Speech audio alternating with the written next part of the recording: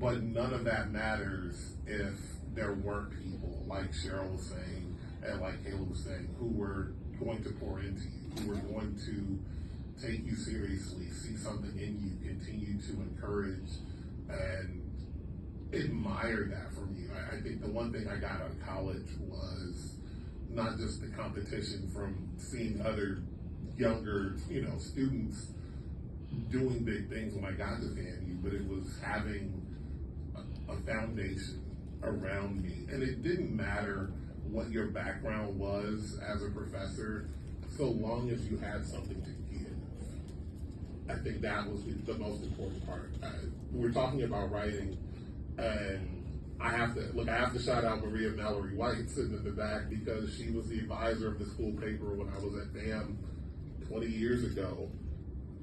You remember people who did something in some way that shaped who you are. And so, like Cheryl said, make sure that you're keeping not just in touch, but make sure that you're remembering the lessons that were poured into you.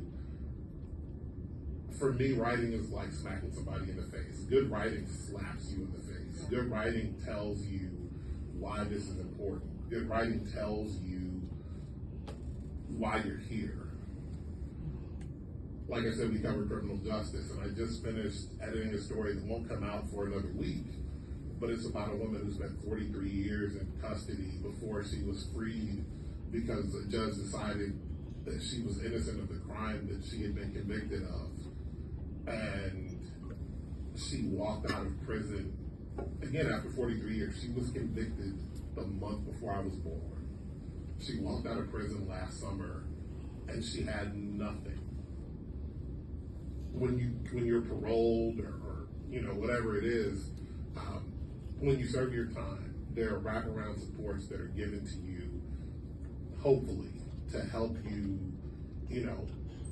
get back into society. This woman stepped out after 43 years in Missouri, you have to be exonerated by DNA evidence to be, capable of getting any restitution from the state. She wasn't going to get anything. She spent 43 years, so she didn't have Social Security. So at 65, you're now looking for a job, and technically your first job. And so we're looking at this story, and I'm like, this is great that you're telling me how she felt when she got out of prison. But what's important here is what's now. Absolutely. What happens to her now? What happens to this life? Because I don't know anybody at 65 who's like, I'm so excited to go to work. I mean, I understand what you're saying. We've had a lot of that in Texas, and those who are Texas know that Dallas County has exonerated so many. And the first woman didn't get any money either, and she was looking for a job, and after the cameras were gone. And I think that some things are going to happen from that story when we talk about writing, because she got out. It was partly because of stories that were written in the Dallas Morning News and coverage by 60 Minutes. So our work is so important if you do the work. you've got to make sure